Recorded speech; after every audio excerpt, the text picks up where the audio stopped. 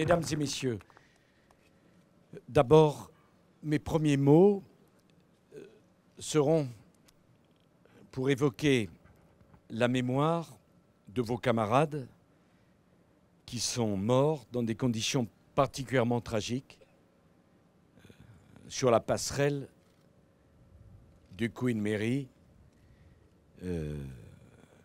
C'était à l'époque les chantiers de l'Atlantique, mais c'est les mêmes hommes, les mêmes femmes.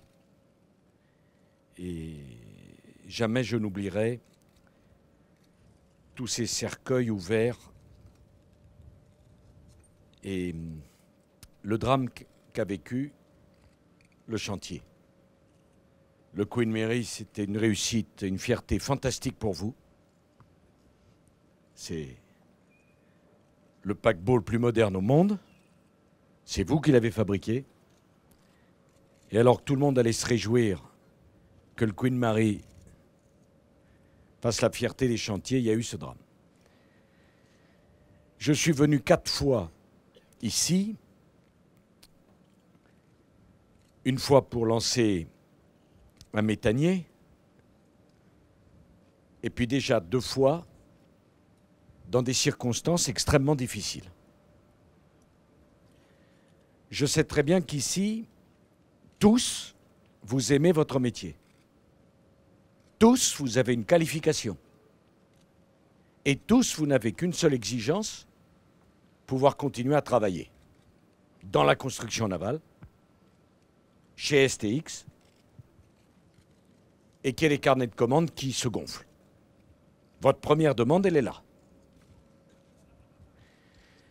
Lorsque je suis venu en 2008, c'est très simple, il n'y avait plus une commande, le chiffre d'affaires était divisé par 2, et personne, à part les Coréens, ne voulait croire dans l'avenir des chantiers. Je voudrais vous dire ma conviction qu'on n'est plus un grand pays si on ne sait pas fabriquer des avions, des trains, des voitures, des bateaux. Il a fallu des décennies pour accumuler le savoir-faire que vous et vos collègues vous représentez ici. Ça ne s'est pas fait en 1 minute. C'est des décennies. J'ai parfaitement conscience qu'en quelques mois, tout peut être mis par terre. Et si on ferme un chantier, la mémoire industrielle, la mémoire ouvrière, le savoir-faire ouvrier, c'est mort. Il n'y a pas de choix. Si on veut continuer à garder le savoir-faire, il faut embaucher des jeunes et il faut laisser ouvert le chantier. J'avais dit que jamais je ne laisserai fermer le chantier. Je le dis sous le contrôle du maire, des élus, toutes tendances confondues. J'ai toujours dit la même chose. Toujours. Toujours. Et quand on s'est trouvé tout seul en 2008, qu'on avait fait la réunion avec un certain nombre d'entre vous, peut-être vous en souvenez-vous, ben, c'était dans le Queen Mary, dans le Fantasia, pardon. La seule solution qui nous est restée, c'est de devenir actionnaire de la société. Et je sais bien qu'à l'époque, un certain nombre d'entre vous n'y croyaient pas. Il y a une dame qui me regarde comme ça, qui dit « c'est vrai ». Bon, ben maintenant vous y croyez, voilà. Mais je comprends que vous n'y croyez pas. Parce que de toute façon, dans notre pays, on ne croit plus aux mots, on croit aux décisions. Je vous avais dit que nous le ferions. On l'a fait. Aujourd'hui, l'État est propriétaire de 33% un peu plus de l'entreprise et a un droit de veto sur les décisions importantes de l'entreprise. On ne sortira pas de l'entreprise tant que l'entreprise aura besoin de nous. C'est stratégique pour la France. Mais une fois qu'on est devenu propriétaire et qu'on a remis 110 millions, c'est pas tout. L'entreprise, elle ne peut pas rester une coquille vide. il faut du boulot, il faut des commandes. Il n'y avait pas de clients. Il n'y avait pas de clients. Alors, le Dixmude, le BPC 3, il était prévu dans quelques années. Qu'est-ce qu'on a décidé avec Mme Lagarde et M. Estrosi? C'est de vous faire commencer à construire le BPC 3 tout de suite. Ça donnait un peu de travail. Ensuite, je voudrais moi aussi rendre hommage à M. Del Ponte, que j'avais reçu à l'Élysée 2 fois, je crois, qui voulait vous commander le bateau, je parle sous son contrôle, mais il n'y avait pas une banque pour le financer. Pas une. Pas une. Donc on s'est trouvé dans la situation où nous avions le client pour vous, parce que M. Del Ponte, il a confiance dans le savoir-faire des ouvriers de STX, mais il n'y avait pas une banque pour le financer. Donc qu'est-ce qu'on a fait avec la COFAS, avec l'État? M. Del Ponte peut en porter témoignage. On lui a prêté l'argent, on lui a garanti l'argent pour qu'il y ait ce bateau, que vous puissiez le construire. Et ça fait 2 bateaux sûrs, puisque le contrat est signé, je crois, aujourd'hui même, pour vous. Troisièmement, les Libyens nous ont commandé un autre bateau. Ils ont même versé les premiers acomptes. Ça, c'est 3 commandes certaines. Quatrièmement, avec nos amis russes, vous allez fabriquer les 2 BPC. Le contrat, on est en train de le négocier, mais la décision de le faire, elle est certaine. Ça fait du travail pour les chantiers. Ça ne résout pas tous les problèmes. Ça ne résout pas le problème des bureaux d'études, parce que naturellement, si c'est un BPC, les études elles sont déjà faites. Et ça ne résout pas le problème des sous-traitants. Je veux leur dire qu'on ne les oubliera pas, parce que naturellement, les sous-traitants, ils interviennent dans l'aménagement intérieur. Et le temps que vous ayez construit la coque, il y a 1 an avant que les sous-traitants aient du travail. Mais aujourd'hui, vous avez 3 à 5 bateaux en perspective. Hein, je me tourne vers les élus. On a connu pire. On a connu pire. Mais ce n'est pas tout. Parce que ça veut dire qu'on est sorti de la crise des chantiers, enfin de STX. Il faut maintenant qu'on prépare l'avenir et qu'on aille plus loin. Qu'est-ce que ça veut dire, aller plus loin?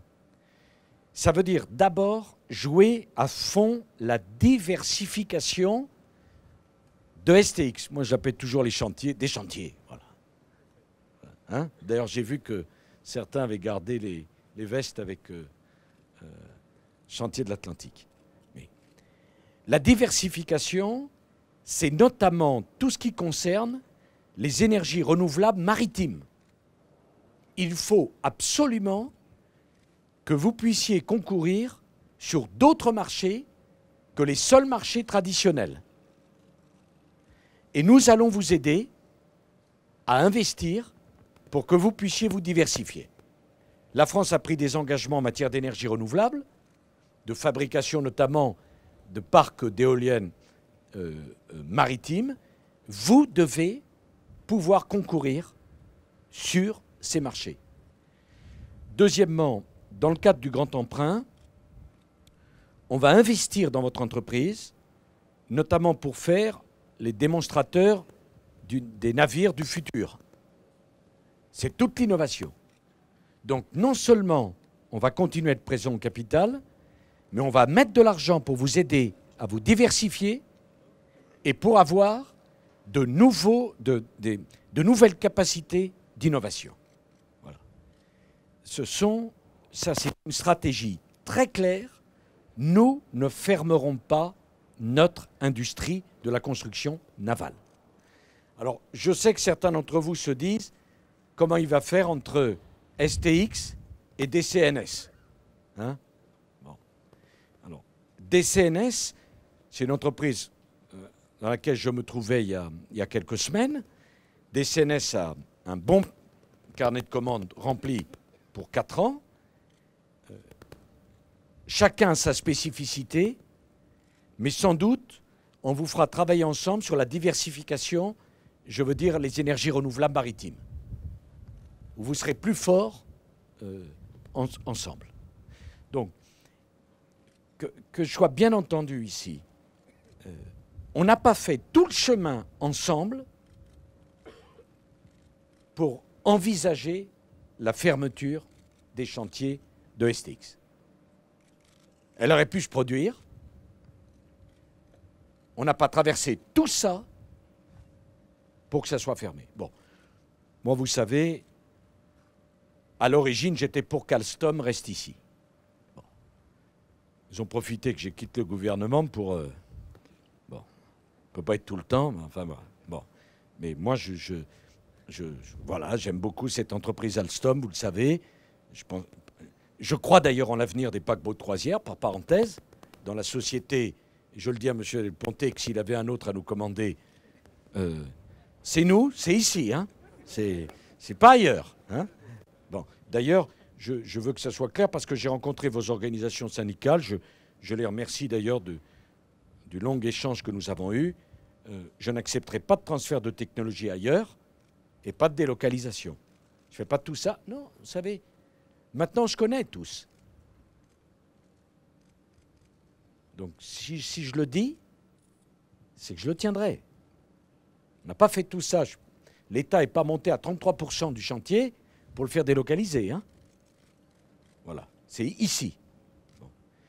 Et donc, M. Del Ponte, on sera toujours heureux de votre confiance. Voilà. Et vous n'oublierez pas que nous aussi, on vous a fait confiance. Bon. Puis après tout, les Italiens, maintenant, entre l'Italie et la France, il y a un certain nombre de liens personnels. Bon. Voilà. Donc, vraiment, pour moi, c'était important de vous le dire. Ça ne veut pas dire que tout est résolu. Ça ne veut pas dire qu'il n'y a pas de la concurrence. Moi, je crois que pour un chantier comme le vôtre, la meilleure façon d'affronter la concurrence, c'est de choisir le haut de gamme, la plus-value technologique, l'innovation, hein, parce que sinon, on ne pourra jamais s'aligner sur les autres. Mais dans l'innovation et la haute gamme, on aura toujours un temps d'avance. Voilà.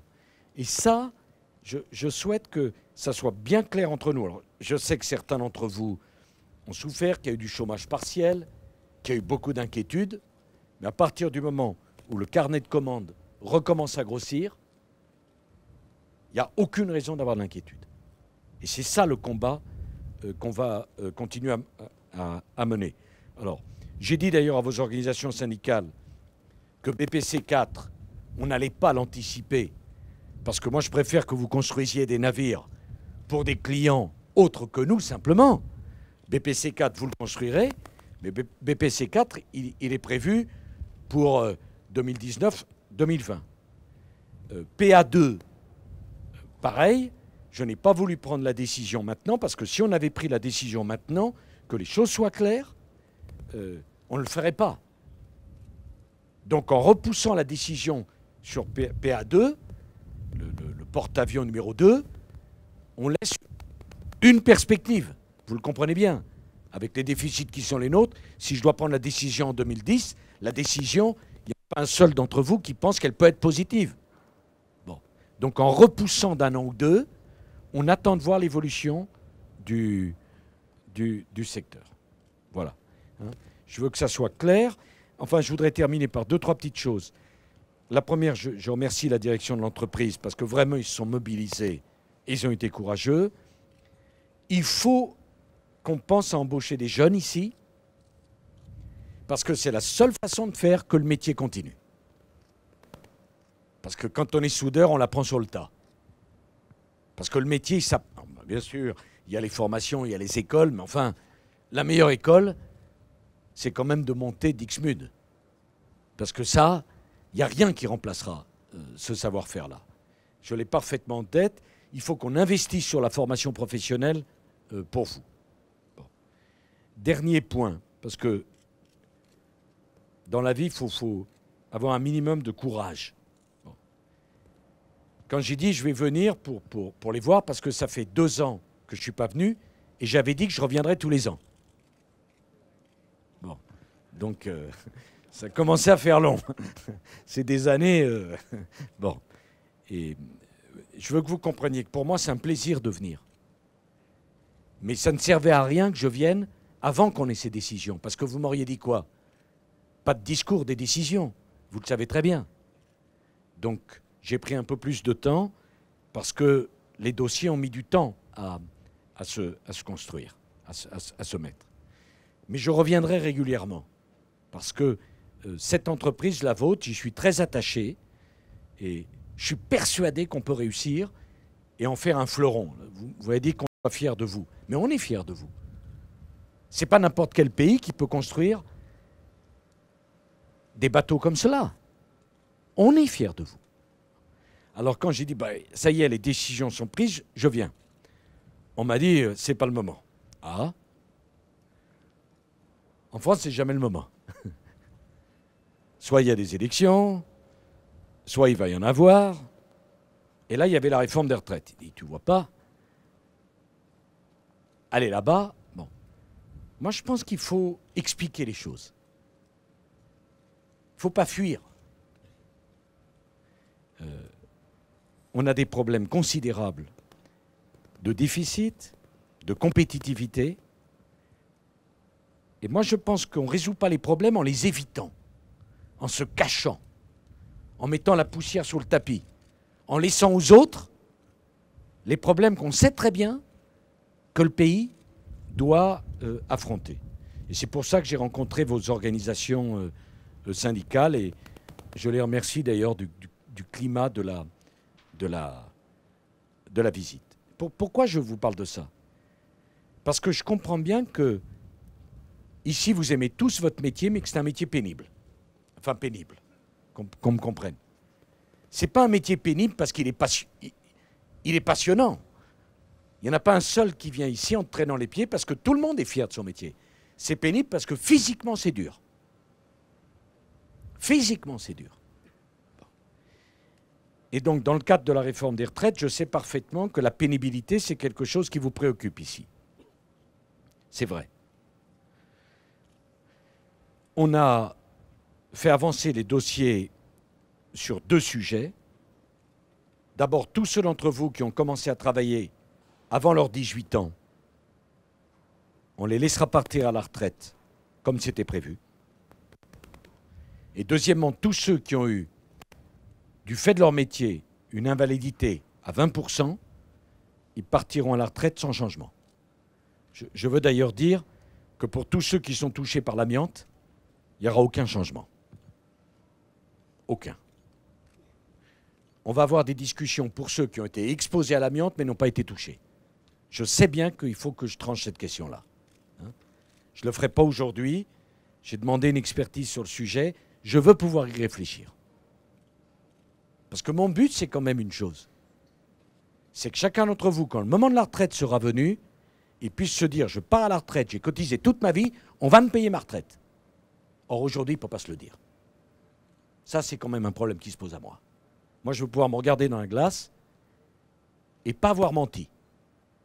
Vous avez travaillé, vous avez cotisé. Mais avec vos cotisations, vous payez les retraites de ceux qui sont déjà partis à la retraite. Pas les vôtres. Pas les vôtres. C'est les autres qui viennent, qui paieront pour vous. S'il n'y en a pas assez pour payer pour vous, c'est vous, à la retraite, qui paierez alors. Donc je veux que ça soit d'équerre. Donc, sur la pénibilité et sur ceux qui ont été exposés à l'amiante, je reverrai vos organisations syndicales, on en discutera. Et j'essaierai d'être juste sans remettre en cause l'équilibre général de la réforme. Moi, je veux terminer mon mandat avec ce dossier réglé. Et que chacun peut dire hey, on n'est pas content, il nous fait travailler plus, d'accord, mais réglé. Mais réglé. Oui.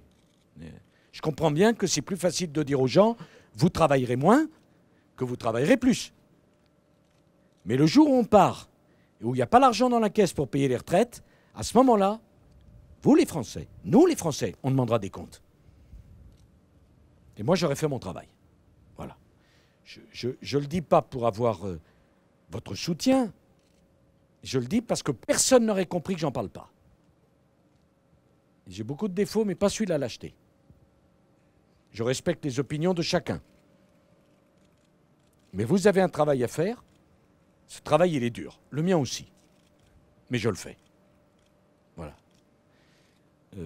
Et puis, je voudrais vous dire une chose. Je suis très sensible au fait que vous m'ayez arrangé un temps clément. Parce que la dernière fois, monsieur le maire, qu'est-ce qu'on avait pris? Bon. Alors, il y a un ouvrier tout à l'heure qui m'a dit « Oui, on vous accueille bien ». Je dis « C'est dommage. Je pensais que c'était moi qui avais amené le beau temps. » Bon, si c'est vous qui le pensez, l'essentiel, c'est qu'on ait pu faire cette réunion. Merci à tous de votre attention.